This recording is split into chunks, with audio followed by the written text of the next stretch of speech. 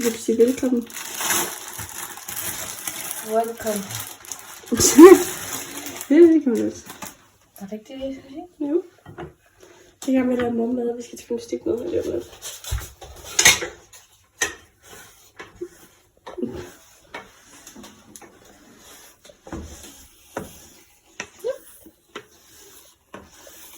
Jeg skal lave eksamen i dag, og Jasmin, hun skal hjælpe sin far med at lave badeværelsegulv. Right? Ja. Longest of days.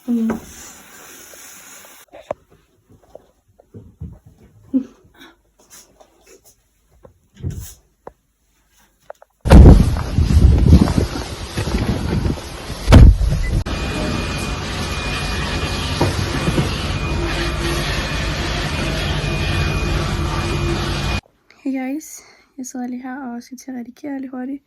Jeg vil bare lige hurtigt lave en hurtig opdatering på dagen i dag. Mig og Jasmin var til møde her i morges med vores gymnastikhold for at lige finde ud af, hvad de næste par gange skal være og så videre.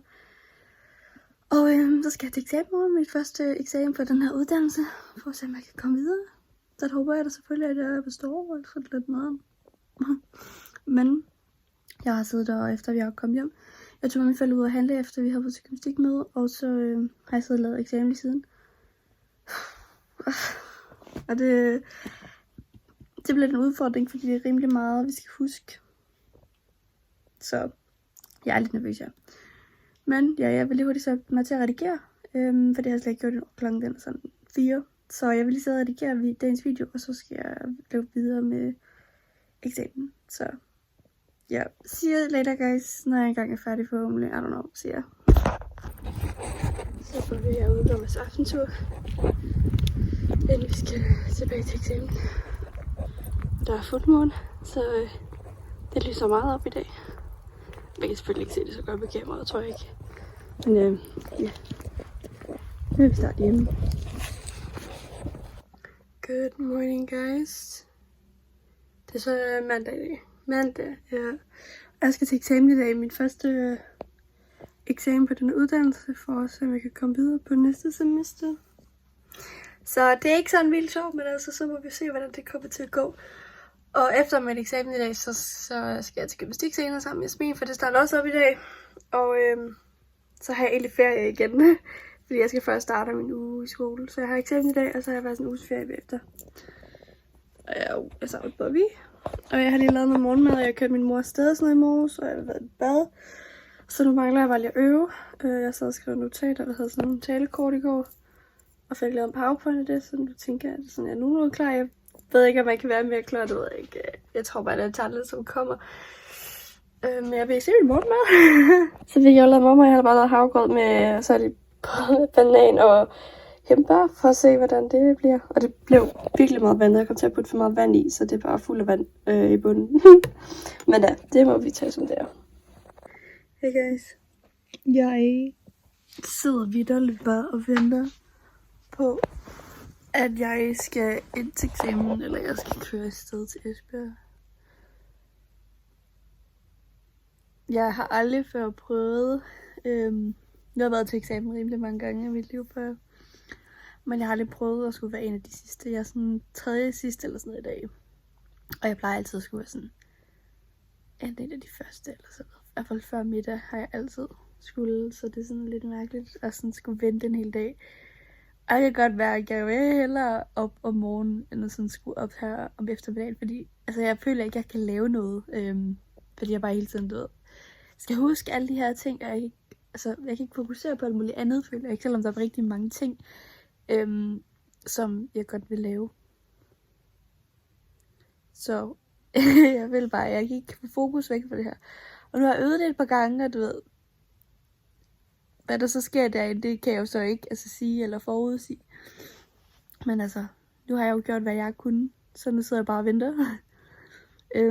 Og det er først sådan om en time, tror jeg havde tænkt, jeg ville køre, men jeg skal først sådan om 2-3 timer eller sådan noget.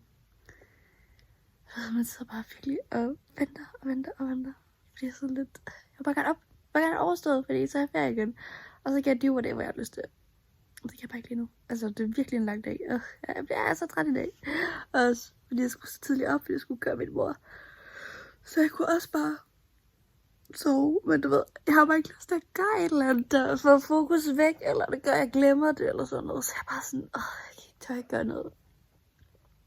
Så jeg sidder bare her og ser lidt YouTube, og så øver jeg det igennem et par gange.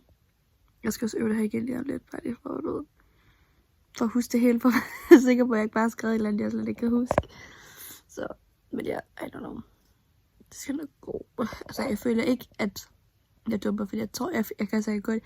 Jeg ved godt, hvad jeg snakker om og alt det der, men der er spørgsmål. Vi skal sidde sådan i 20 minutter eller sådan noget spørgsmål. Og jeg var så lidt, ja, det ved jeg ikke lige, hvad jeg skal forberede mig til, fordi altså, de kan jo komme med spørgsmål om hvad som helst. Så jeg er sådan lidt død. Nu har jeg det, jeg har, og så må vi se, hvordan det andet går. Jeg håber, det er nok. Ja, men sådan er det jo. Sådan er det altid. Man gør altid, hvad man kan. Hey guys, jeg kører ind til skole nu. Selvom det først er en 1,5 time, jeg skal op, så har jeg valgt bare at køre ind. Jeg har ikke noget at lave alligevel. Jeg har øvet det igennem flere gange. Og vi skal være i et helt andet lokale, jeg kan være i før, så det skal jeg også lige finde. Og hvis der kommer et eller andet der i vejen, så har jeg god tid til det, fordi der er også rimelig langt ind til Esbjerg herfra. Det tager sådan cirka 1,5 time, 40 minutter at køre ind til skolen. Så jeg skal have god tid til, hvis der skulle komme noget op uden noget uforventet. Eller så er jeg bare på skolen og snakker med de andre og finder ud af, hvordan det går med dem og videre. Men jeg ses på skolen derinde, guys. Ja, så kan man jo så sådan selv gætte sig frem til, hvordan det gik. Jeg bestod det ikke det. Det gik bare ikke som jeg havde forventet. Jeg synes heller ikke det, ja. Det var ikke min dag, og det var heller ikke lige det, der var fedt. Det var det ikke. Jeg har aldrig haft et problem med en eksamen før. Det er faktisk første gang, tror jeg, det var der nogensinde en eksamen, der er gået så dårligt. Og det ved jeg bare ikke lige, hvordan jeg skal håndtere. Ja, jeg skal have min mor her om 1,5 time, men jeg er lige kørt ud til Tide, fordi jeg ved simpelthen ikke lige, hvordan jeg lige skal forhisse mig ned igen, eller hvad det hedder, få lige fru på igen. Jeg kan rundt med solbriller på, selvom der ikke er nogen sol. Men jeg vil lige ud til Tide lidt lige, og det ved jeg ikke, komme til mig selv, og så skal jeg ind og hente hende her lige om lidt. Så see you guys.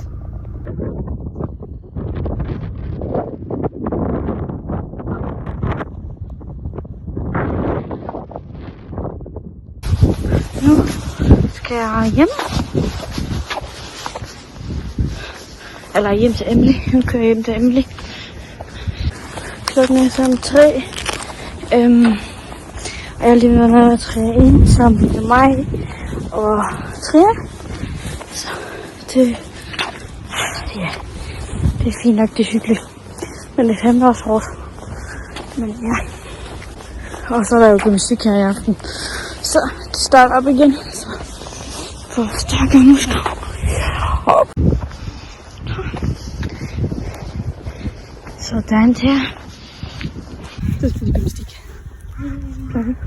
Kom med smil. Det smiler ikke.